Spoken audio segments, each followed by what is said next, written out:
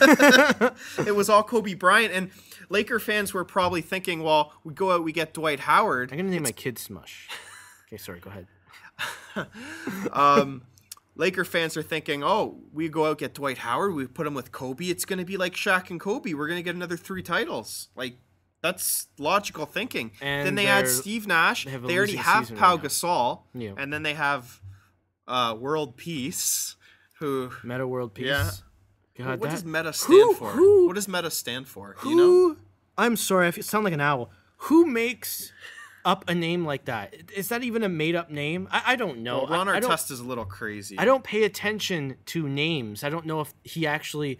Can someone please... I want someone to tell me where Meta World Peace came from. That he made that up, right?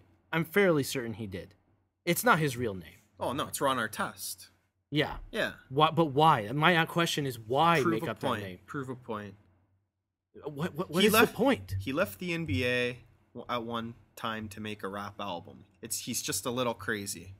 Well, if your name is Meta World Peace, I can see why.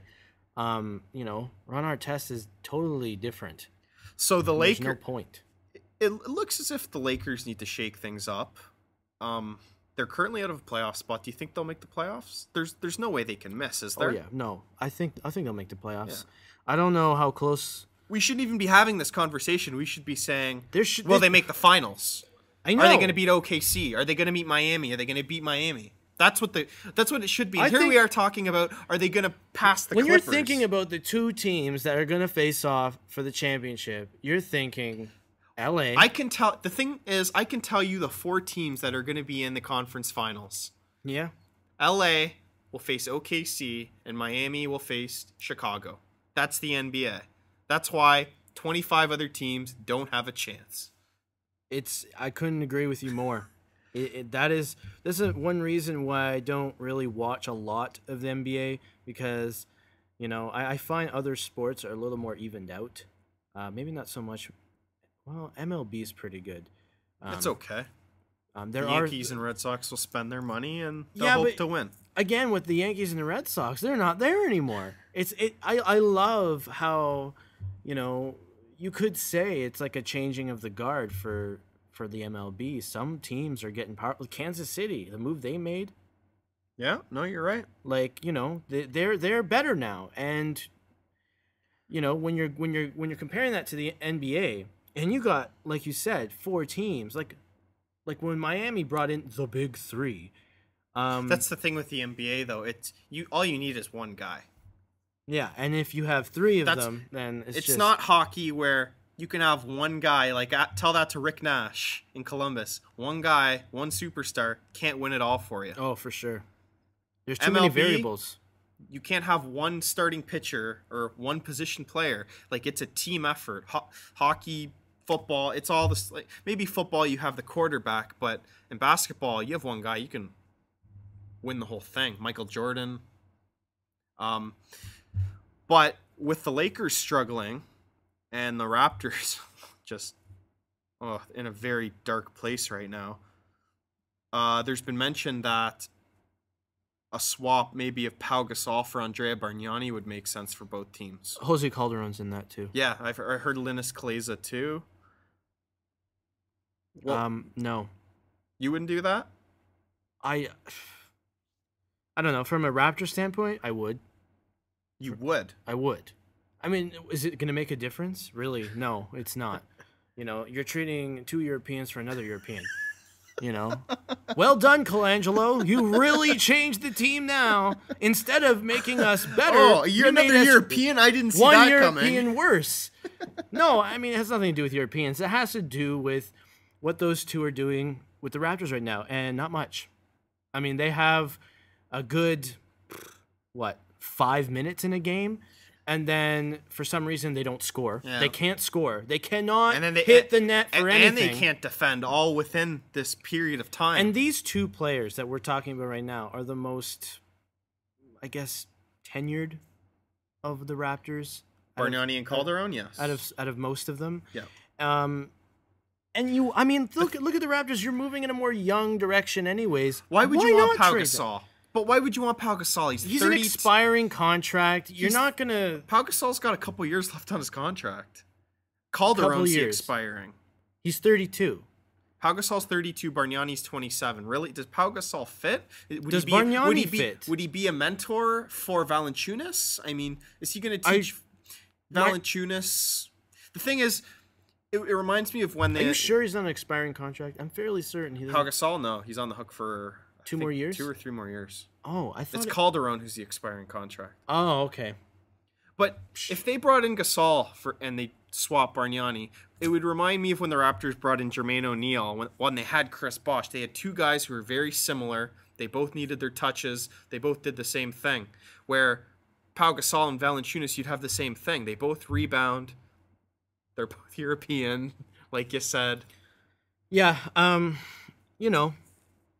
Is he the player I'd want for those two? Ideally, no.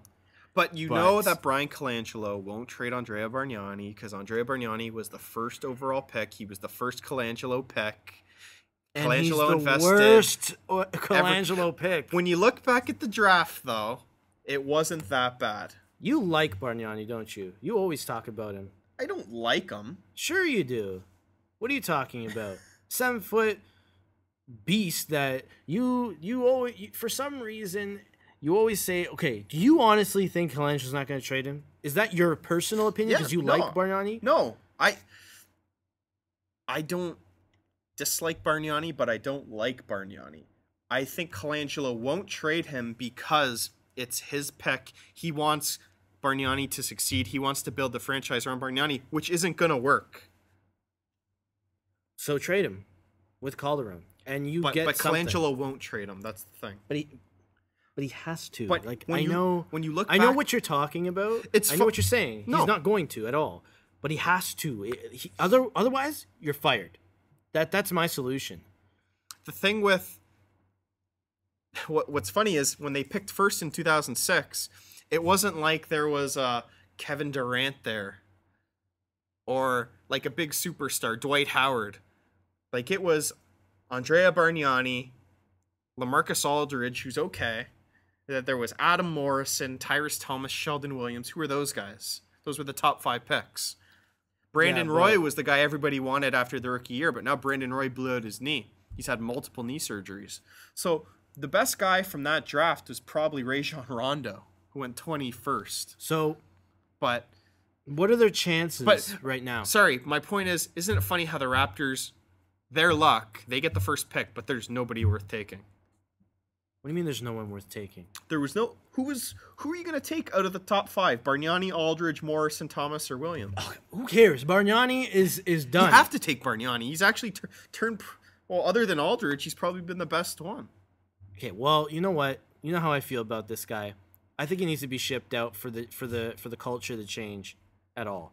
Calderon, I don't mind the guy, but again, he's like you said, expiring contract for him.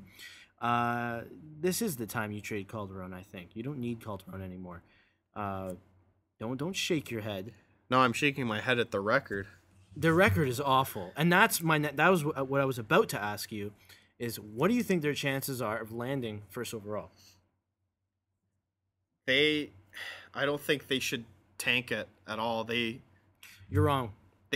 What if you tank it, you finish first or second worst in the league, but then you end up picking 4th or 5th? You just got screwed because their top 3 pick. What would you rather do? We need to explain, though, the top 3 pick. If it's a top 3 pick, it's lottery protected. So Houston won't get that pick for Kyle Lowry.